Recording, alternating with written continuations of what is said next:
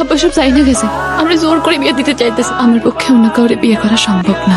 তাইলে এখন আরে আমি তোমার লাইগা পালাইতেছি, বিয়ে করবা আমারে? হ্যাঁ নাকি না? নালে কিন্তু আমি নাই। টাটা, গুড বাই, আমি চললাম। এতক্ষণে আসছো তুমি? মানে আপনি আরেকটু হলে টেনশনের ভয়ে আমি মরে যাইতাম। কই গেছিলেন? একটা জরুরি কাজে, বসো। এতক্ষণ লাগে তোমার দস্তা খুলতে? আমি তোমার লাগে নাস্তা বানাই নিয়ে আসলাম, পরোটা আর মাটন, আমার হাতে তৈরি। হ্যাঁ, এই এলাকার মধ্যে বেস্ট। আচ্ছা, তোমার হাই প্রেশার নাই তো? মানে কোনো প্রবলেম হইব না? প্রবলেম নেই। এই তোমার ঘরে দরজা আটকায় না কেন? তোমার বাবা দরজা ঠিক করে নাই, আমার কি দোষ? ঠিক আছে, আমার বাপের দোষ দিতে হইব না। হ্যাঁ, আমি কি তোমার দোষ দিছি? না না, এবার তুমি আমারে বলো আমি কেমনে টাইল দিব? ব্যবস্থা করতেছি। এই শোনো, তুমি কিন্তু ভুলে এই রুমে আসবে না, টাকাই পাব না। চাপ খাওয়ান শেষ করো। ওই লুচ্চা বাতাস, খালি পর্দা ওরে। কেমন লাগতেছে আমারে? সুন্দর। খালি সুন্দর না, কইবা অনেক সুন্দর।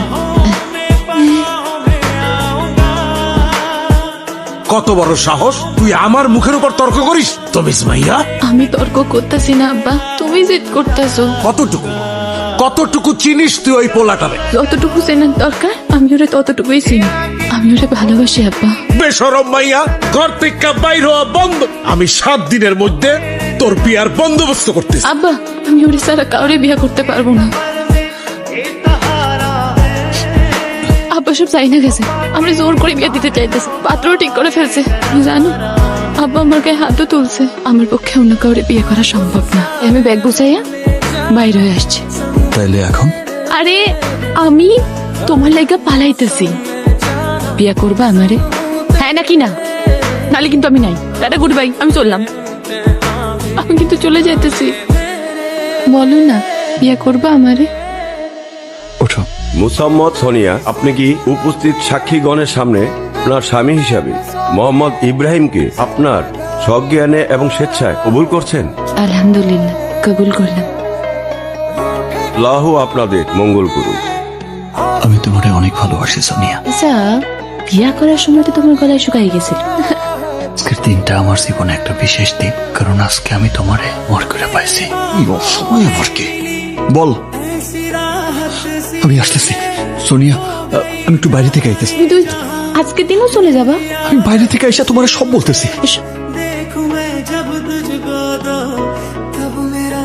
পাঠানের কাছে যাওয়ার সঙ্গে সঙ্গে বৃষ্টির মতো গুলি কইরা সব চাষরা কইরা দিছে। তুই করছিলি।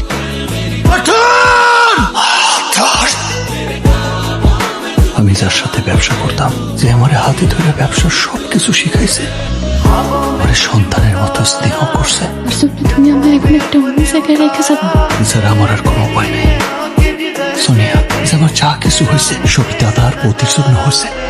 ওরা না থাকলে এই শহরে যে আমার কি হইতো তা আমি নিজেও জানি না।